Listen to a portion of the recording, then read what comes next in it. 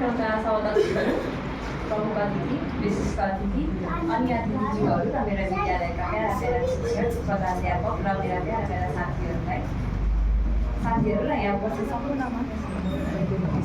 सम्पूर्णमा हार्दिक नमस्कार।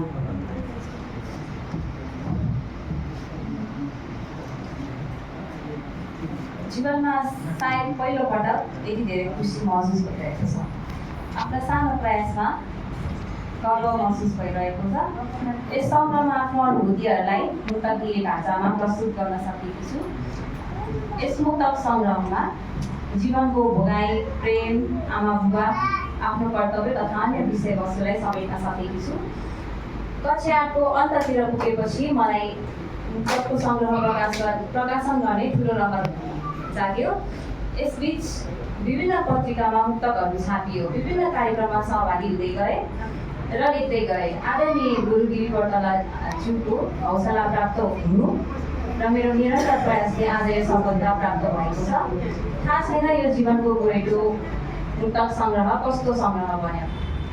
मेरो मुक्तक यहाँहरूलाई राम्रो लाग्ला या नलाग्ला त्यो त थाहा छैन, तर म मेरो प्रयासमा सधैँ अडिग रहनेछु। आजको यस भव्य कार्यक्रममा आदरणीय साहित्यकार सानुनाथज्यूले मेरो प्रयास जीवनको गोरेटो मुक्तक सङ्ग्रहमाथि सुन्दर धारणा राखिदिनु भएकोमा सल्लाह सुझावलाई आत्मसात गर्नेछु। मुक्तकार प्यारी दिदी बिरसा रुवाज्यूले सङ्ग्रहमाथि व्यक्त गर्नुभएको विचारप्रति सम्मान गर्दै सल्लाह सुझावलाई मनन गर्नेछु। हजुरहरू दुवैजनालाई विशेष आभार र धन्यवाद व्यक्त गर्दछु। कक्षा 7मा अध्ययन गर्दै गर्दा आदरणीय गुरु गिरी बर्तलाज्यूको समीपमा रहेर उहाँको प्रेरणाबाट मैले साहित्यको रसपान गर्न सिकेँ। सधैँ हौसला, हिम्मत र आशाको साथ हामीलाई साहित्यिक विधाहरू लेख्न र पढ्ने प्रेरित गर्दै साहित्यिक कार्यक्रममा सहभागी हुन उत्साहित गरिरहनुभयो। गुरु मात्र होइन, साथी जस्तै भई हरेक कदममा साथ दिइरहनुभयो। आज तपाईँको साथ र हौसलाले यो पुस्तक प्रकाशन भएको छ। तपाईँप्रति सधैँ दिइरहनेछु। आदरणीय गुरु गिरी बर्तलाज्यूमा हार्दिक धन्यवाद। मेरा प्यारा साथीहरू जसले मलाई कहिले निराश बनाएन, राम्रो होस्।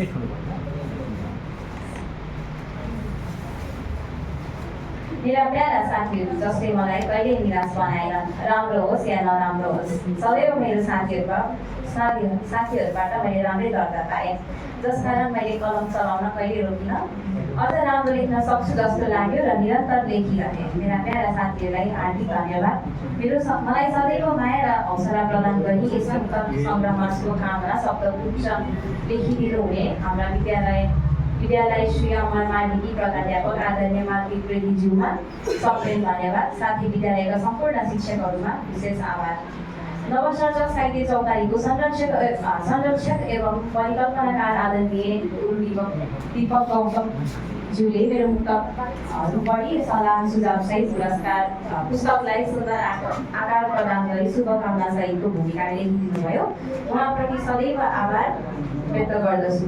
प्रकाशनको जिम्मा लिने नवसर्जक साहित्य चौतारी केन्द्रीय समिति र परिवार र कृतिका लडाइँप्रति आभार। कार्यक्रम आयोजक नवसर्जक साहित्य चौतारी केन्द्रीय समिति परिवार। आइसक्रिम नम्बर प्राप्त गर्न सहयोग गर्नुहुने साहित्यकार केशव समर्पणज्यू, शुभकामना व्यक्त गर्नुहुने साहित्यकारहरू एवं प्रमुख अतिथिज्यू, विशिष्ट अतिथिज्यू र अन्य अतिथिज्यूहरूमा विशेष आभार प्रकट गर्दछु। अब म मेरा केही मुक्तकहरू सुनाउन जाँदैछु। इज्जत हाने खल्तीभित्र क्वाल हुन सक्छ, इज्जत हाने खल्तीभित्र क्वाल हुन सक्छ, आफ्नो नाम आफै राखे बवाल हुन सक्छ। इज्जत हाने खल्तीभित्र क्वाल हुन सक्छ, आफ्नो नाम आफै राखे बवाल हुन सक्छ। तारिफ गर्ने भन्दा खुट्टा तान्ने धेरै हुन्छ, तारिफ गर्ने भन्दा खुट्टा तान्ने धेरै हुन्छ। भिडहरूमा मान्छे गोलमाल हुन सक्छ, भिडहरूमा मान्छे गोलमाल हुन सक्छ।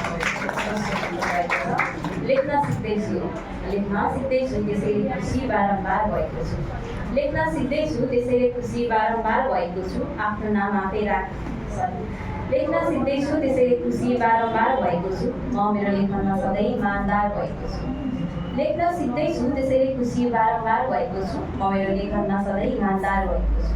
मलाई खारिनु छ यी मुक्तकहरू पढ्दै गर्दा। बुझ्दै मुक्तकहरू लेखेपछि मुक्तकार भएको छु, बुझ्दै मुक्तकहरू लेखेपछि मुक्तकार भएको छु। त्यस मुक्तक रहेको छ, आफ्नो लागि आफैले लड्नुपर्छ, आफ्नो लागि आफैले लड्नुपर्छ, पढेर अनि पढेर जीवन पढ्नुपर्छ, पढेर अनि पढेर जीवन पढ्नुपर्छ। आमाको शिरलाई कदापि झुक्न दिनुहुन्न, बाबाको शिरलाई कदापि झुक्न दिनुहुन्न, त्यसैले हामी सबै मिली अघि बढ्नुपर्छ। चौथो मुक्तक रहेको छ, मलाई जितेर हार्न होइन हारेर जित्नु छ, मलाई जितेर हार्न होइन हारेर जित्नु छ, गन्तव्यतर्फ पाइला अघि सारेर जित्नु छ, मलाई जितेर हार्न होइन हारेर जित्नु छ, गन्तव्यतर्फ अघि पाइला सारेर जित्नु छ। दुनियाँलाई दुखी बनाएर होइन हजुर, दुनियाँलाई दुखी बनाएर होइन हजुर, यहाँ सबैलाई खुसी पारेर जित्नु छ, यहाँ सबैलाई खुसी पारेर जित्नु छ। अन्तमा छुटाउनै नहुने कुरा, अन्तमा छुटाउन नहुने नाम मेरा बुबा आमाप्रति सदैव ऋणी रहनेछु। तपाईँहरूले दिनुभएको साथ सहयोग र मायाले जीवनको गोरेटो मुक्तक प्रकाशन सम्भव भएको छ।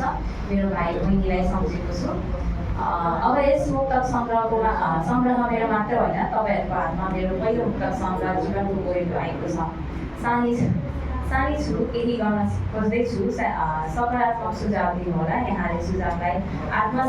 यहाँहरूको सुझावलाई आत्मसात गर्दै आगामी दिनहरूमा अझै राम्रै लेख्नेछु र यस सङ्ग्रह प्रकाशनको क्रममा मलाई प्रत्यक्ष प्ररोच रूपमा सहयोग गर्नुहुने तपाईँ सम्पूर्ण हार्दिक आभार। कार्यक्रमबाट बिदा चाहन्छु।